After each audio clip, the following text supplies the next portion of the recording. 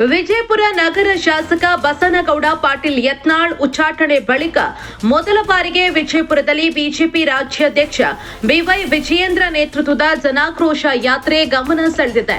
ಹೌದು, ವಿಜಯಪುರ ನಗರದ ಶಿವಾಜಿ ವೃತ್ತದಿಂದ ಆರಂಭವಾದ ಜನಾಕ್ರೋಶ ರ್ಯಾಲಿ ದರಬಾರ್ ಹೈಸ್ಕೂಲ್ ಮೈದಾನದವರೆಗೂ ಜರುಗಿತು. ಇನ್ನು ಶಾಸಕ ಬಸನಗೌಡ ಪಾಟೀಲ್ ಯತ್ನಾಳ್ ಬಿಜೆಪಿ ಪಕ್ಷದಿಂದ ಉಚ್ಚಾಟನೆಯಾದ ಬಳಿಕ ಮೊದಲ ಬಾರಿಗೆ ಬಿಜೆಪಿ ಹಮ್ಮಿಕೊಂಡ ರ್ಯಾಲಿಯಲ್ಲಿ ಅಪಾರ ಸಂಖ್ಯೆಯ ಜನರು ಸೇರಿರೋದು ವಿಶೇಷವಾಗಿತ್ತು. ಇನ್ನು ದರಬಾರ ಹೈಸ್ಕೂಲ್ ಮೈದಾನದಲ್ಲಿ ನಡೆದ ಕಾರ್ಯಕ್ರಮದ ವೇದಿಕೆ ಮೇಲೆ ಮಾಜಿ ಸಿಎಂ ಜಗದೀಶ್ ಶೆಟ್ಟರ್ ಹಾಗೂ ಛಲವಾದಿ ನಾರಾಯಣಸ್ವಾಮಿ ಕಾಂಗ್ರೆಸ್ ಸರ್ಕಾರದ ವಿರುದ್ಧ ವಾಗ್ದಾಳಿ ನಡೆಸಿದ್ರು.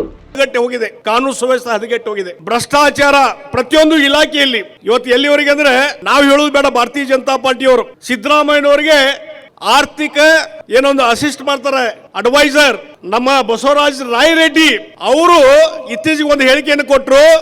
ದೇಶದಲ್ಲಿ ಅತ್ಯಂತ ಭ್ರಷ್ಟ ಸರ್ಕಾರ ಯಾವುದಿದ್ರೆ ಕರ್ನಾಟಕದ ಸರ್ಕಾರ ಅಂತ ಹೇಳಿಕೆಯನ್ನು ಕೊಟ್ಟವರು ಯಾರು?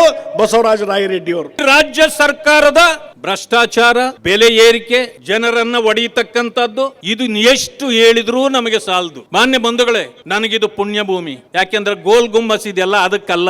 ಬಾಬಾ ಸಾಹೇಬ್ ಅಂಬೇಡ್ಕರ್ ಅವರು ಈ ನೆಲದಲ್ಲಿ ಭೀಮ ಹೆಜ್ಜೆಯನ್ನ ಇಟ್ಟಿದಾರಲ್ಲ, ಅದಕ್ಕೆ ನನಗೆ ಇದು ಪುಣ್ಯ ಭೂಮಿ ವಿಜಯಪುರ.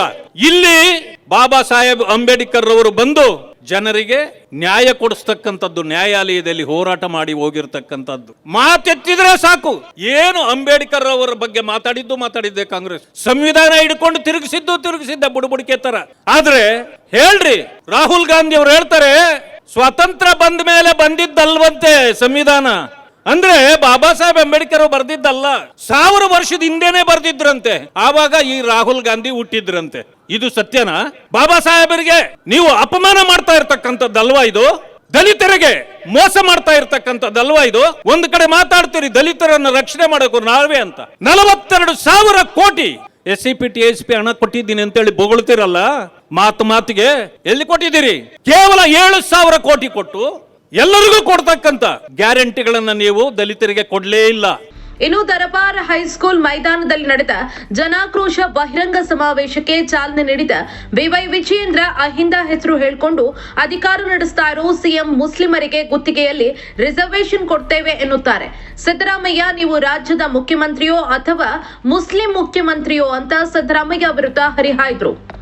ಯಾವ ಅಹಿಂದ ಹೆಸರು ಹೇಳಿಕೊಂಡು ರಾಜ್ಯದ ಮುಖ್ಯಮಂತ್ರಿಗಳಾಗಿ ಇವತ್ತು ಆಡಳಿತ ನಡೆಸ್ತಾ ಇರ್ತಕ್ಕಂಥ ಸಿದ್ದರಾಮಯ್ಯನವರು ರಾಜ್ಯದ ಮುಖ್ಯಮಂತ್ರಿ ಗದ್ದಿಗೆ ಮೇಲೆ ಕೂತ ನಂತರದಲ್ಲಿ, ಆ ಮುಖ್ಯಮಂತ್ರಿ ಕುರ್ಚಿ ಮೇಲೆ ಕೂತ ಮೇಲೆ ರಾಜ್ಯದಲ್ಲಿರ್ತಕ್ಕಂಥ ಎಲ್ಲ ಹಿಂದುಳಿದ ಸಮುದಾಯಗಳನ್ನ ಸಂಪೂರ್ಣವಾಗಿ ನಿರ್ಲಕ್ಷಿಸುತ್ತಿದ್ದಾರೆ.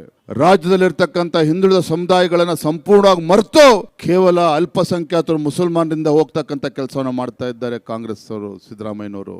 ಮೊನ್ನೆ ಬಜೆಟ್ ಅನ್ನ ಮಂಡನೆ ಮಾಡಿದ್ರು ಸಿದ್ದರಾಮಯ್ಯನವರು. ಈ ರಾಜ್ಯದಲ್ಲಿ ಮುಸಲ್ಮಾನರಿಗೆ 4% ಇವತ್ತು ಸರ್ಕಾರಿ ಕಾಮಗಾರಿಗಳಲ್ಲಿ ಇವತ್ತು ರಿಸರ್ವೇಶನ್ ಕೊಡ್ತೇನೆ ಅಂತ ಹೇಳಿದ್ದಾರೆ. 4% ಸರ್ಕಾರಿ ಕಾಮಗಾರಿಗಳಲ್ಲಿ ರಿಸರ್ವೇಶನ್ ಅನ್ನ.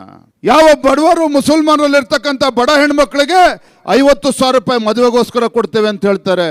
ಮುಸಲ್ಮಾನರು ಮಕ್ಕಳು ಹೊರದೇಶಕ್ಕೆ ಹೋಗ್ತಾರೆ ಅಂತ ಹೇಳಿದ್ರೆ 30 ಲಕ್ಷ ರೂಪಾಯಿ ಇವತ್ತು ನಾನು ಧನ ಸಹಾಯ ಕೊಡ್ತೇವೆ ಅಂತ ಸಿದ್ದರಾಮಯ್ಯನವರು ಘೋಷಣೆ ಮಾಡಿದ್ದಾರೆ.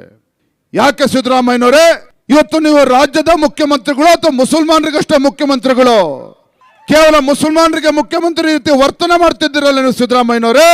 ಇವತ್ತು ಹಿಂದೂಗಳಲ್ಲೂ ಕೂಡ ಹೆಣ್ಮಕ್ಳು ಬಡವರಿಲ್ವಾ? ಹಾಗಾದ್ರೆ ಯತ್ನಾಳ್ ಭದ್ರಕೋಟೆಯಲ್ಲಿ ಜನಾಕ್ರೋಶ ರ್ಯಾಲಿ ಮಾಡುವ ಮೂಲಕ ಬಿಜೆಪಿ ಇನ್ನೂ ಜಿಲ್ಲೆಯಲ್ಲಿ ಗಟ್ಟಿಯಾಗಿದೆ ಅಂತ ಜಿಲ್ಲೆಯ ಎಲ್ಲಾ ಜನಪ್ರತಿನಿಧಿಗಳು ಇಂದು ನಡೆದ ಕಾರ್ಯಕ್ರಮದ ಮೂಲಕ ತೋರಿಸಿಕೊಟ್ಟಿದ್ದಾರೆ.